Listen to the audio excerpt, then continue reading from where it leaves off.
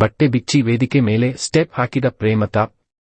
ಗರಂ ಆದ ರವಿಚಂದ್ರನ್. ಭರ್ಜರಿ ಬ್ಯಾಚುಲರ್ಸ್ನಲ್ಲಿ ಎಂಟರ್ಟೈನ್ಮೆಂಟ್ ರೌಂಡ್ನ ಮಾಡ್ತಾ ಇದ್ದಾರೆ. ಈ ಒಂದು ರೌಂಡ್ನಲ್ಲಿ 3 ಗಂಟೆಯ ಭರ್ಜರಿ ಮನರಂಜನೆ ಈ ಒಂದು ವಾರ ಇರುವಂತದ್ದು.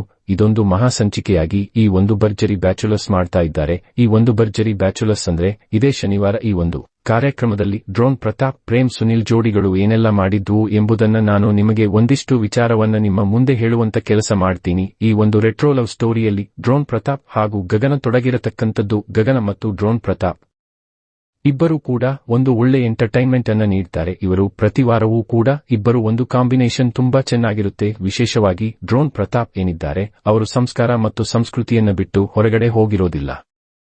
ಇನ್ನು ಈ ಪ್ರೇಮತಾಪ್ ವಿಜಯಲಕ್ಷ್ಮಿ ಜೀವ ಹೂವಾಗಿದೆ ಎಂಬ ಒಂದು ಸಾಂಗ್ಗೆ ಡ್ಯಾನ್ಸ್ ನ ಮಾಡ್ತಾರೆ. ಜಡ್ಜಸ್ ಆಗಿರತಕ್ಕಂತಹ ರವಿಚಂದ್ರನ್ ಅವರು ತುಂಬಾ ಒಳ್ಳೆಯ ಸಾಂಗ್ ನ ಆಯ್ಕೆ ಮಾಡಿಕೊಂಡು ಒಳ್ಳೆಯ ಡಾನ್ಸ್ ನ ಮಾಡಿದ್ರಿ ಅಂತ ಹೇಳುವಂತದ್ದು.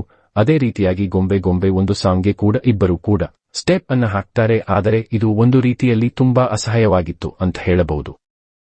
ಯಾಕಂದ್ರೆ ನಮ್ಮ ಸಂಸ್ಕಾರ ಸಂಸ್ಕೃತಿ ಬಿಟ್ಟರೆ ಬೇರೆ ಯಾವುದೂ ಇಲ್ಲ.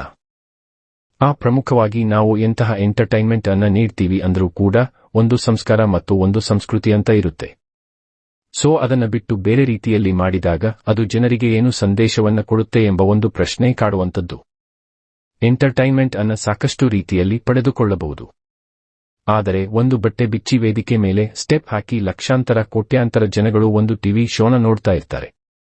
ಅವರುಗಳಿಗೆ ಇವರು ಏನು ಸಂದೇಶ ಕೊಡ್ತಾರೆ ಎಂಬ ಒಂದು ಪ್ರಶ್ನೆಗಳು ಸಹಜವಾಗಿ ಕಾಡುವಂತದ್ದು.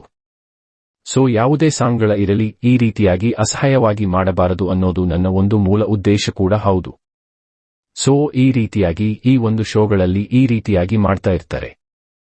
ಇದೊಂದು TRP ಗಿಮಿಕ್ ಇರುತ್ತೆ. ಅವರು ಆ ರೀತಿಯಾಗಿ ಮಾಡಿದಾಗ ಜನಗಳು ಒಂದಿಷ್ಟು ಜನರು ಅದನ್ನೇ ನೋಡೋರು ಇರ್ತಾರೆ.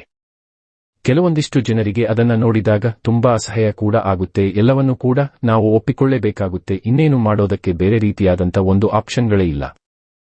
ಇನ್ನು ಈ ಪ್ರೇಮತಾಪ್ ಡ್ಯಾನ್ಸ್ ಎಲ್ಲ ಮಾಡಿ ಆದಮೇಲೆ ರವಿಚಂದ್ರನ್ ಹಾಗೂ ರಚಿತಾ ಅವರು ಕೂಡ ಆ ಒಂದು ವೇದಿಕೆ ಮೇಲೆ ಬಂದು ಸ್ಟೆಪ್ ಅನ್ನ ಹಾಕುವಂತದ್ದು. ಒಟ್ಟಾರೆಯಾಗಿ ಈ ಒಂದು ವಾರ ಭರ್ಜರಿ ಬ್ಯಾಚುಲರ್ಸ್ನಲ್ಲಿ 3 ಗಂಟೆಗಳ ಭರ್ಜರಿ ಮನರಂಜನೆ ಕಾರ್ಯಕ್ರಮವನ್ನ ಮಾಡ್ತಾ ಇದ್ದಾರೆ.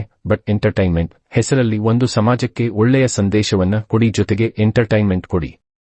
ಆದರೆ ಕೆಟ್ಟ ರೀತಿಯಲ್ಲಿ ಜನರನ್ನ ದಾರಿ ತಪ್ಪಿಸಬೇಡಿ ಎನ್ನುವುದು ನನ್ನ ಅನಿಸಿಕೆ. ಇದರ ಬಗ್ಗೆ ನಿಮಗೆ ಏನನ್ಸುತ್ತೆ ಅನ್ನೋದನ್ನ ತಪ್ಪದೇ ಕಾಮೆಂಟ್ ಮಾಡಿ ತಿಳಿಸಿ.